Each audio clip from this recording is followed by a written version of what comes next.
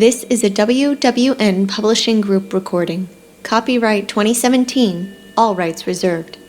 This is an abridged version of Knight Takes Pawn, Book 1 of the Red Knight series by Martha Sweeney, to make the story appropriate for all listeners on YouTube. Read to you by the author. If you want to read the complete story, you can find the ebook or paperback online. Links are provided below in the description. Chapter 7, Red. Washing blood off your hands is not easy with certain types of soap. I spend at least an hour in the bathroom washing and re-washing my hands until the pink coloration on my skin is from rubbing them raw. When I get out of the shower and look in the mirror, I sigh frustration when I notice some spots still stuck on my neck and possibly in my hair that I had missed. The sight of blood no longer bothers me, not with one shy of a baker's dozen under my belt now. It's challenging to scrub my face without feeling pain from the bruising. That Jagger breaker did this to me, and I'm not sure why. Was he jealous that Ryan spent the night with me and survived? I think Breaker has some kind of a complex and wishes he was Jagger. It doesn't matter anyway. If that asshole tries to hit me again, I will dack and kill him. He's gotten me twice, but he will not get me a third time. I jump when I'm only 2 steps out of the bathroom as I see a woman standing in my room. She looks a little familiar, but I'm not completely sure. The only time I've seen other women is when they first caught me. "Hello," she greets with an accent. I nod and check to see if the bit of blood that spilled from the client has been cleaned. There hasn't been blood before to clean, but someone took care of it while I was in the shower. "I'm not here to hurt you," she says. "Jagger wanted me to get you ready after the room was cleaned." My brows lift in question. "I also have your champagne," she adds, reaching forward with a glass. I smile and take it. "Jagger wants you to join us tonight," she states. I nod, happy to get out of the room even if just for a little bit. I can finally see where I am in hopes of escaping one day. "I'm Lynn," she informs. "I'm Jagger's head madam here." My head bobs in understanding. "I brought some new dresses, so let's do your hair and makeup and then we'll go from there." I smile and nod. Lynn is sweet as she dries and styles my hair. She's very gentle, especially when she puts makeup on me. Once she's done, Lynn lets me see her results in the mirror, and I'm impressed with how much of the bruising she's able to hide. "To prevent this from happening again," she says, gesturing to my left cheek, "always make sure you service the client. Do whatever they want." Doesn't she know how this happened to me, or how Jagger has me service clients? "Our job is to please them," she adds. "If you don't do your job, they will give you new marks, and some of those can end up permanent." I nod. It might be best not to correct her. "I think we're all set," she says, once I'm dressed. My arms raised to cover some of my exposed skin. "Don't hide," she directs. I wince, wanting her to know I'm not keen on wearing a dress that is exposing as much cleavage, and a thin piece of fabric wedged up my ass. "Don't sass me," she commands. "Hiding will only bring more attention to you. Unwanted attention." After she gives me another once-over, she heads to the door and knocks on it. 2 guards come in from outside, and one of them actually whistles. "Nice, Red," the one on the right states. "Smile," Lynn says, nudging me in the hip. I do as she requested.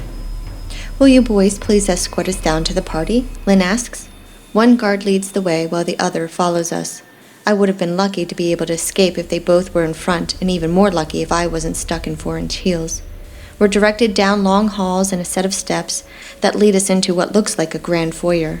There are various groups of chairs and couches with many men and women on them. As we walk by, everyone looks in our direction. "We're here, sweetheart," Lynn calls out across the final room we enter.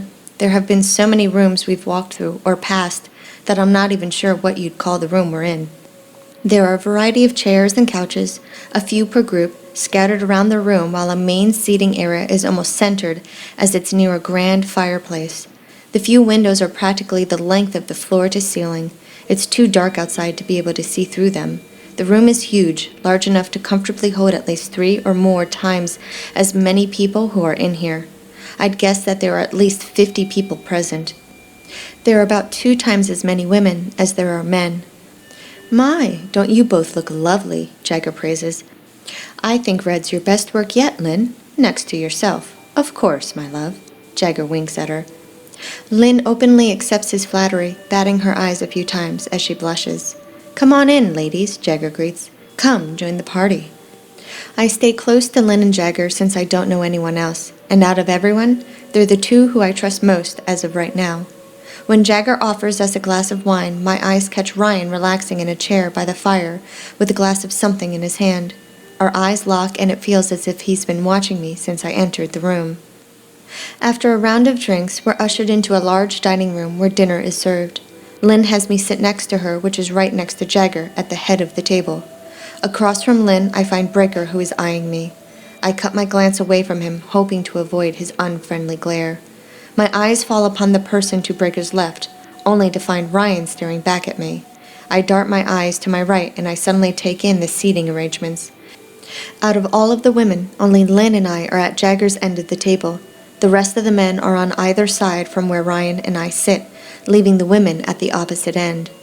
As the food is served, everyone continues chatting. I try to listen in on conversations Jagger has with Lynn, Breaker, and Ryan, but the noise in the room is a bit overwhelming. Hunger takes over inside me and I eat more than I should, causing my stomach to hurt by the time we move into a grand ballroom that has been turned into a party room. With the music going and lights flashing, I slip toward a door to escape. "Where do you think you're going?" one of the guards asks. As much as I want to get away, I really just need to pee and gesture at my bladder. "I'll take her," a voice offers.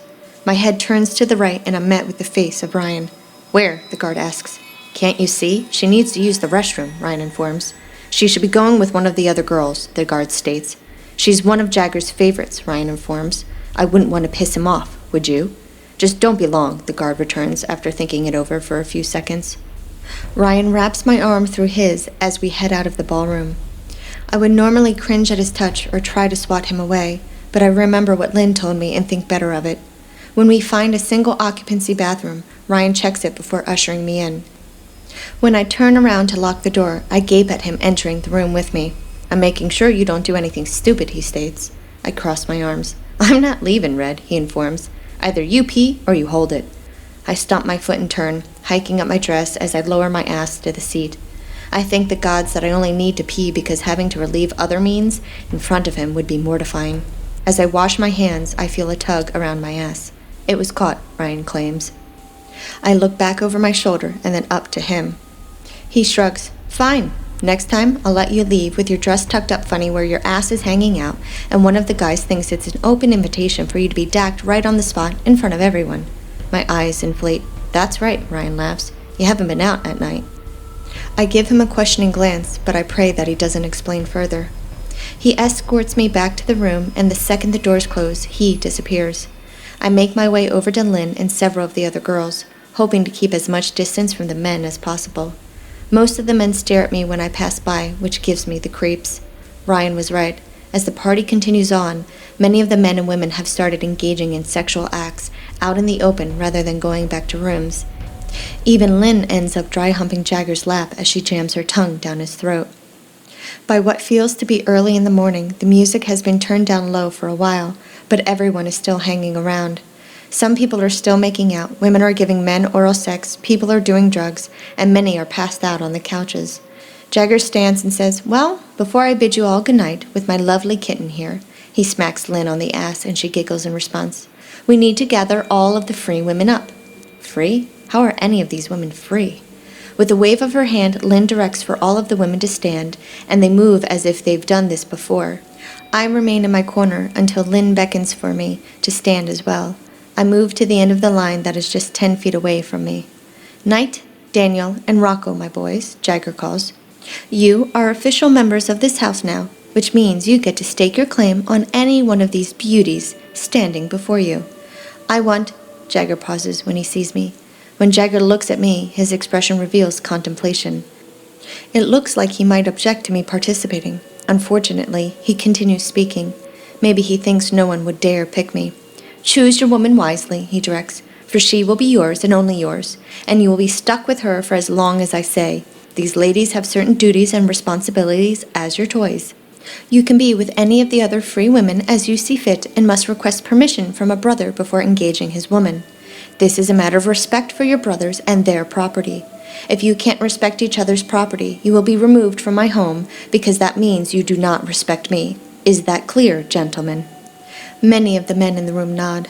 I glance down the line of women and notice how a number of them are much younger than me.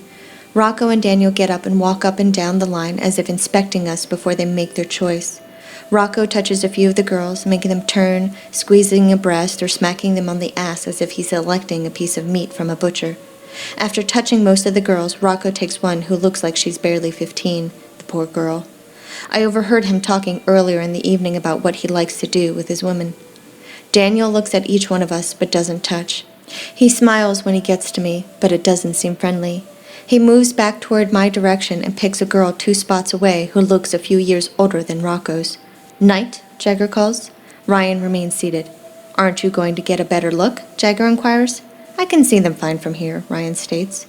"I don't need to put on a show like Rocco or Daniel." "Who shall it be, my boy?" Jagger inquires. He moves to the first girl closest to him. "How about this one? She has a nice rack."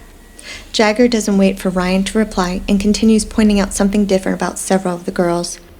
He gets halfway down the line and stops as if hoping to have helped Ryan choose. "Red," Ryan blurts. My mouth falls open and I look to Jagger, hoping that I misheard him. "Red," Jagger repeats. Dak! He did say my name. Why? I'm honestly afraid and hope that Jagger will tell him no. "Red," Ryan confirms. Just when I think Jagger will be upset with Ryan's choice, an odd smile emerges on his face that makes my stomach feel sick.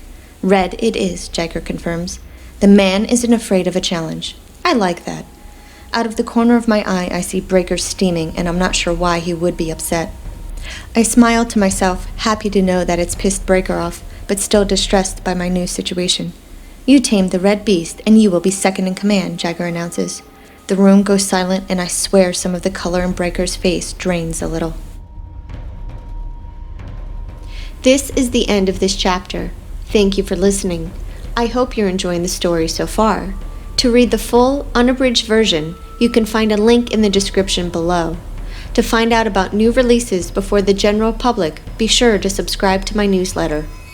Also, to be notified when the next chapter is published, make sure you subscribe to my channel.